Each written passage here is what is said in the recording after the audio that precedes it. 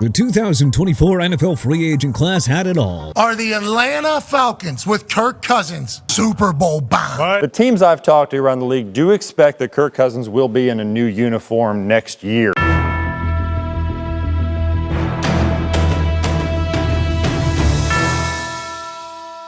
With the 2024 regular season now in the books, let's dive into the 5 worst and 5 best NFL free agent signings from 2024. Worst, Kirk Cousins. The Atlanta Falcons got the biggest fish in the free agent pond, landing the ex-Minnesota Vikings star quarterback on a 4-year deal worth $180 million, which included a hefty $100 million of it being guaranteed. The thought was pretty simple. The Falcons were held back by awful quarterback play in 2022 and 2023 and still finished a respectable 7-10 both years. Add the 4-time Pro Bowl signal caller into the mix, and the Falcons were now the team to beat in the hapless NFC South. And you know, at first, it looked like money very well spent by the Falcons. Cousins led his team to a 6-3 start, and the division crown appeared to be locked up with the banged-up Buccaneers sitting at 4-5. But a 4-game losing streak in the second half abruptly ended all the good early vibes Cousins brought to Atlanta. Cousins had no touchdowns and 8 interceptions during the losing skid, but barely beating a helpless Las Vegas Raiders team in Week 15 was the final straw for Raheem Morris. Cousins was benched in the last 3 games in favor of rookie Michael Penix Jr. The number 8 overall pick sparked the offense, with Atlanta averaging 32 points per game over Penix's 3 starts. So yeah, Penix is the starting quarterback in 2025 then. And unless the Falcons miraculously find a taker for Captain Kirk, they're going to be paying him a lot of money to keep the bench warm next year. Woof. Best, Saquan Barkley.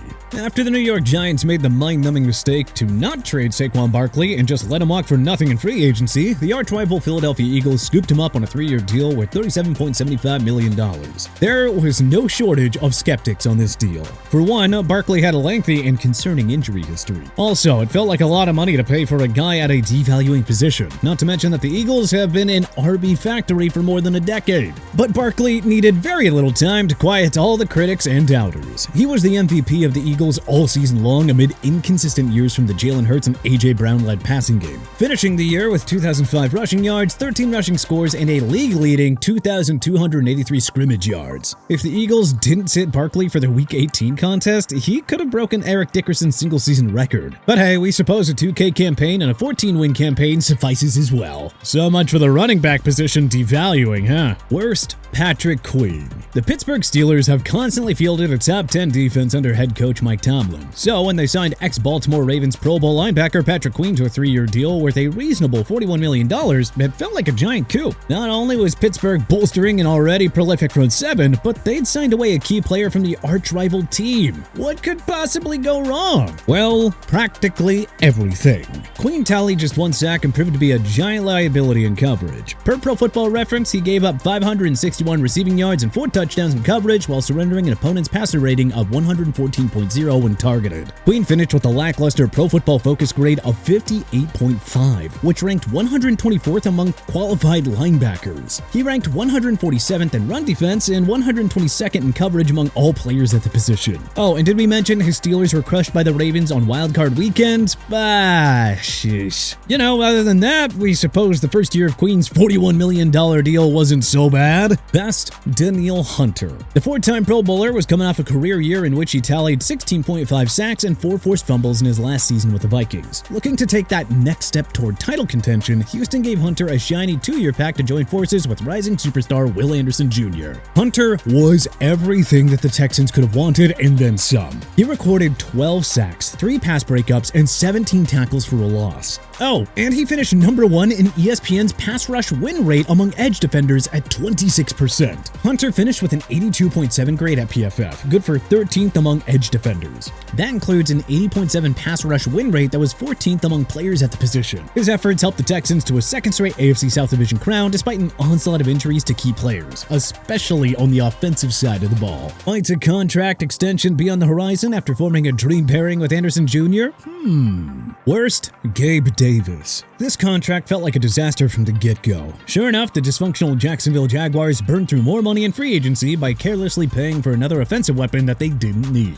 After After a strong 2023 season with the Buffalo Bills, Davis joined the Jaguars on a lucrative 3-year deal worth $39 million. That was way too much money for a guy whose best season came in 2022 when he caught 48 passes for 836 yards and 7 touchdowns. And hey, just saying, maybe playing with Josh Allen and Stephon Diggs had a little something to do with that level of production. But the Jags thought Davis would flourish on an already rich in talent offense with Trevor Lawrence, Travis Etienne Jr., Evan Ingram, and Christian Kirk. Oh, and they're about to use their first-round pick on LSU wideout Brian Thomas Jr. Yeah, sure enough, Davis barely saw the ball this year. Now, everyone except Thomas Jr. and Tank Bigsby disappointed in Jacksonville's offense, but Davis took home a nice chunk of cash to catch 20 passes for 239 yards and 2 touchdowns in 10 games. Hey, good luck to the Jaguars' new coaching staff in fixing this offense and somehow making Davis worthy of the $11.5 million in guaranteed salary that he is slated to earn in 2025. Best, Xavier McKinney. The Green Bay Packers struck gold in 2024 free agency by signing both Josh Jacobs and Xavier McKinney to lucrative deals. McKinney was an underrated safety on a terrible Giants team. The Packers knew that they were getting a good player, but we're not sure if they thought he would be this good in year one. The 26-year-old earned his first career Pro Bowl and first-team All-Pro nods after posting 8 interceptions and 11 pass breakups. He finished with an excellent PFF grade of 84.8, which ranked 6th among all safeties. And that's to say nothing of his 74.2 pass rush grade.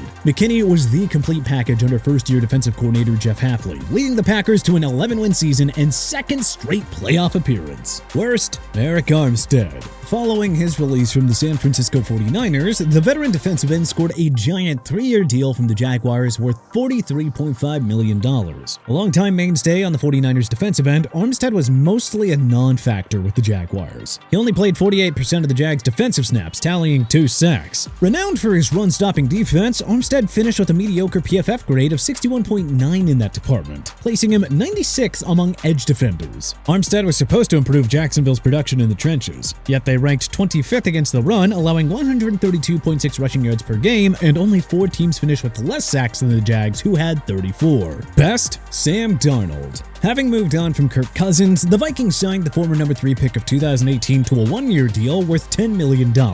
With Minnesota using its 2024 first-round pick on J.J. McCarthy, Darnold would at least provide experience and slot in as the short-term Band-Aid QB before Kevin O'Connell handed the keys to the Michigan product. When McCarthy required knee surgery that ruled him out for the entire 2024 season, however, Darnold became the starter by default. And given his disastrous stints with the New York Jets and Carolina Panthers, it's no wonder that almost nobody gave Darnold a chance to flourish in mini. Challenge gracefully accepted by Darnold. 1 year after fellow 2018 draftee Baker Mayfield turned in a career year with the Tampa Bay Buccaneers, Darnold followed suit by throwing for 4,319 yards and 35 touchdowns en route to his first Pro Bowl selection. Darnold led the Vikings to a 14-3 finish, their best record since the 1998 squad that finished 15-1. Yes, his performance in Minnesota's wildcard round loss to the LA Rams was nothing short of forgettable, but O'Connell's group wouldn't have gotten there in the first place without Darnold. Worst, Gardner Minshew II. A 2-year deal worth $25 million isn't the biggest waste of money compared to other pricey free agent QB contracts that we've seen, but signing Minshew wound up setting the Las Vegas Raiders way back. The Raiders were convinced that the journeyman backup could serve as the solution under center, and boy were they wrong. Minshew lost 7 of 9 starts and tossed just 9 touchdowns against 10 interceptions for a career-low 81.0 passer rating. He suffered a season-ending collarbone injury in a game against the Denver Broncos, and, well, the Raiders' offense actually started to perform better once Aiden O'Connell took over as the starter. By committing to a Minshew-O'Connell QB room, the Raiders missed out on the chance to move up for a promising QB prospect like Bo Nix, Michael Penix Jr., or J.J. McCarthy at last year's draft. Oh, and head coach Antonio Pierce and their GM were both fired, so yeah, putting your offense in the hands of Minshew proved to be real costly. Best, Derrick Henry. A longtime thorn in the side of the Baltimore Ravens, Henry decided to join the enemy after 8 years with the Tennessee Titans. The 2-time rushing champion agreed to a bargain 2-year deal worth just $16 million,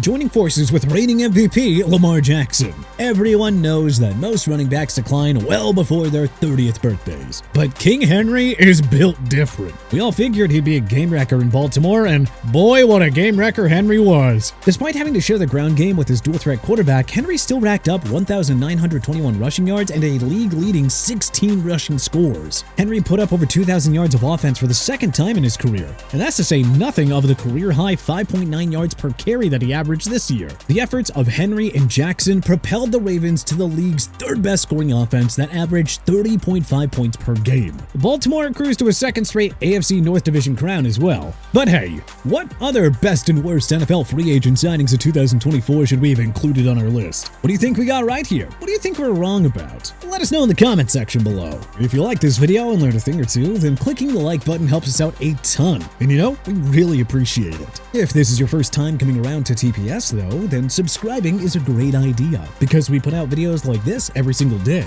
But as always, thanks for watching and we'll see you guys next time.